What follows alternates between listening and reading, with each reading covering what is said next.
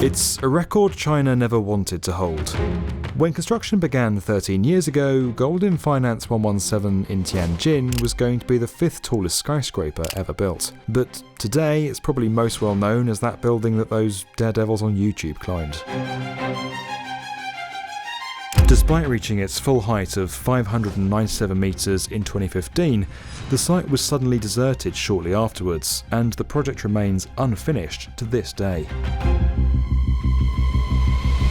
With communication drying up in 2018 and no official word on when or even if the project will ever be completed, many have come to wonder how one of the world's strongest economies, with the fastest rate of urbanisation in history, became home to the world's tallest ghost scraper.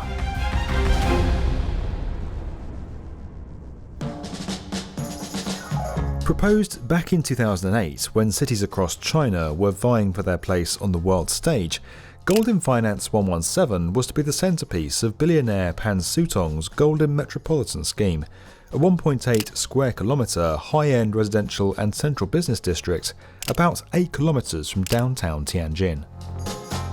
With multiple residential and commercial towers, French and Italian-style manors, a wine museum, extensive gardens and even a polo club, the scheme was aimed at the super-rich, and the landmark skyscraper was to be the jewel in the crown.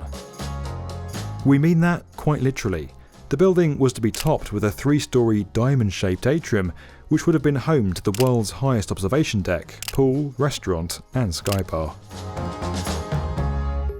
Likened to a walking stick, the mixed-use tower would contain 128 floors above ground, with 117 of them housing hotel and commercial space, as well as providing the ingenious source of the building's name, 11 dedicated to mechanical and operational services, and a further 4 levels below ground. Unique among many of the world's tallest buildings, Goldin Finance 117 was to be habitable up to its highest point, foregoing the addition of any vanity height that seems to have become commonplace among many of today's tallest skyscrapers. In fact, when comparing it with other structures purely on the highest habitable floor, the building would have been second only to the Burj Khalifa, with just half a metre in it.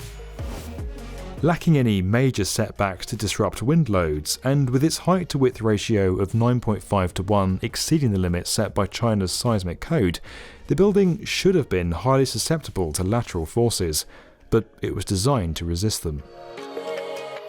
Not unlike the structural system used at Malaysia's Merdeka PMB 118, Goldin Finance 117 was designed with a perimeter frame consisting of tapering megacolumns, mega braces and transfer trusses, all supported by and tied back to a full-height reinforced concrete core, creating a near immovable structure.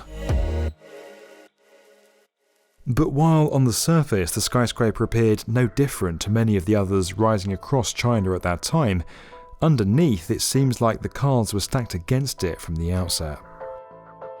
To maintain the integrity of the Chinese property market, new developers aren't permitted to start pre-sales on their schemes until authorities have inspected and signed off on the finished product, with exemptions typically only granted to established and usually state-owned firms. At the time, Goldin Properties was a publicly listed Hong Kong-based company and a relatively new player in the mainland Chinese market. It had to fully self-finance the entire $10 billion master plan, and it wouldn't be able to begin recovering its investment until each building was completed.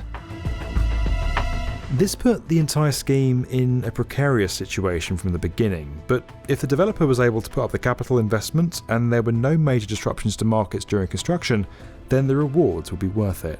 They went ahead and construction began on the 18th of August, 2008.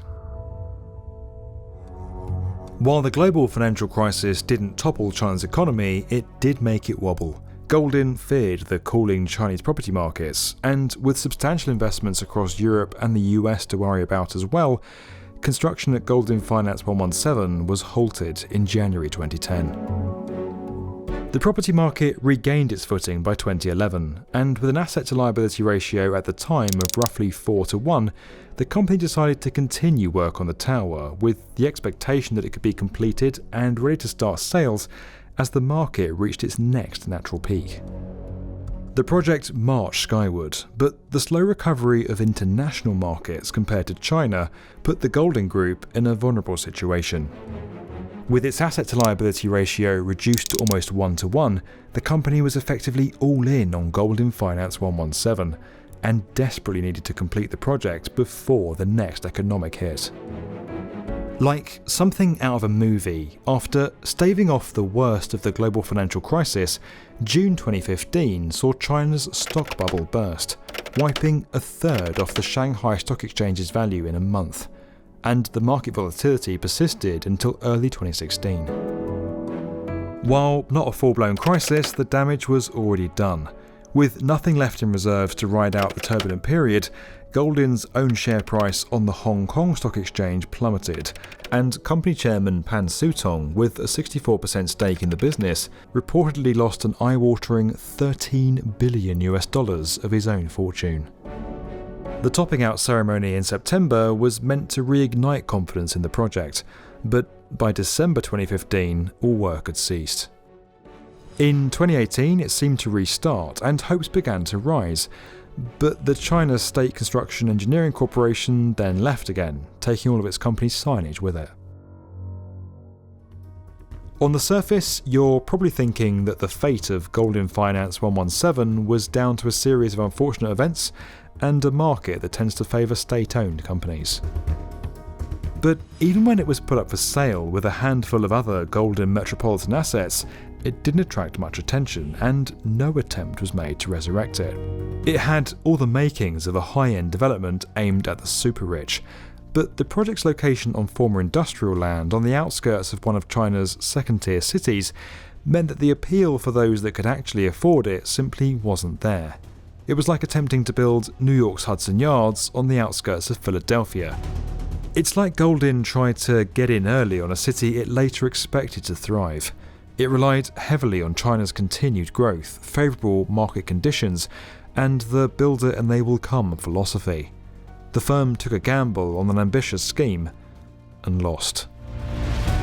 Like Pyongyang's infamous hotel, Goldin Finance 117 looks set to stand not as a beacon for an emerging city, but as a monument and cautionary tale of overambition. If you enjoyed this video and you want to get more from the definitive video channel for construction, make sure you subscribe to the B1M.